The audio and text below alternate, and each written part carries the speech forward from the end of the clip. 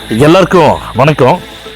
இந்த பதிவில் எதை பற்றி பார்க்க போகிறோம்னா, அதாவது மக்களே, அரசியல் கட்சி தலைவர்களிலேயே நல்ல பிரபலமானவங்க யாராவது பேசினா மட்டும்தான் அவங்க என்னென்ன பேசுனாங்க, எப்படி பேசுகிறாங்க, யாராச்சும் தப்பாக பேசியிருக்காங்களா, இல்லை என்ன கருத்து சொன்னாங்கன்னு சொல்லிட்டு எல்லா மீடியாக்களும் பார்த்தீங்கன்னா அந்த தலைவரையே உற்று நோக்கிட்டு இருப்பாங்க, அடுத்து என்ன பேச போகிறாங்க அப்படின்னு. அதே மாதிரி தான் நேற்று நடந்த தாவேக்காவோட பொதுக்குழு கூட்டத்தில் விஜய் அவர்கள் பேசினதை அதை பற்றியே இன்னும் பேசிகிட்டு இருக்கிறாங்க. இன்னும் வரக்கூடிய நாட்களிலும் பேசுவாங்க. அடுத்த பொதுக்குழு கூட்டம் கூடுற வரைக்கும் பேசிகிட்டு இருப்பாங்க. அதுக்கப்புறமா அந்த பொதுக்குழு கூட்டத்தில் விஜய் என்ன பேசுகிறாரோ அதை பிடிச்சி அப்படியே பயணம் பண்ணுவாங்க. அதாவது மக்களே, இவங்க வருமானம் ஆதாயம் தேடுறதுக்காக டெய்லி அவங்கள பேசுறது, அவங்க இந்த கருத்தை சொன்னாங்க, அந்த கருத்தை சொன்னாங்க, அவர் அப்படி அவர் இப்படி, இந்த மாதிரி விஷயங்கள் தான் போயிட்டு இருக்குது.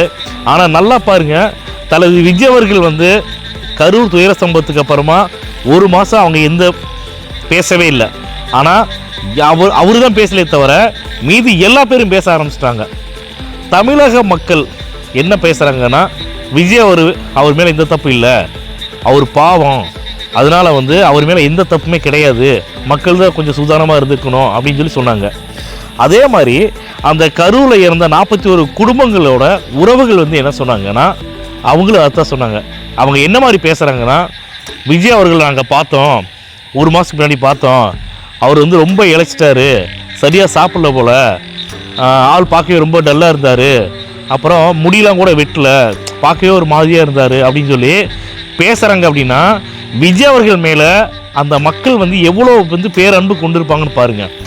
அதாவது மக்களே, தமிழக மக்களோட மனசுலேயும் சரி, யார் ஆழமாக பதிஞ்சிருக்காங்களோ, தமிழக மக்கள் யார் மேலே அன்பு செலுத்தியிருக்காங்களோ அவரை தமிழக மக்கள் விடவே மாட்டாங்க.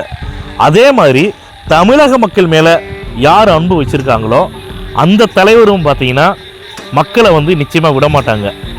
அந்த உன்னதமான தலைவரில் எம்ஜிஆர், அதுக்கப்புறமா கேப்டன் விஜயகாந்த், சரிங்களா?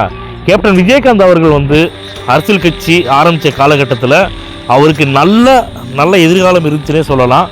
தமிழ்நாட்டோட முதலமைச்சர் யாருன்னா கேப்டன் விஜயகாந்த் அவர்கள் தான் அப்படிங்கிற லெவலுக்கு திரும்ப அவர் எப்போ கூட்டணியில் போய் சேர்ந்தாரோ அப்படியே கீழே டவுன் ஆகிட்டாங்க. அதனால் மக்களே, இது எல்லாமே விஜய் அவர்களுக்கு நல்லா தெரியும். 2026 தளபதி விஜய் அவர்கள் 234 தொகுதியிலையும் தன்னுடைய வேட்பாளர்களை நிறுத்தி தேர்தலை சந்திக்கணும்னு என்னுடைய கருத்தை பதிவு பண்ணுறேன்.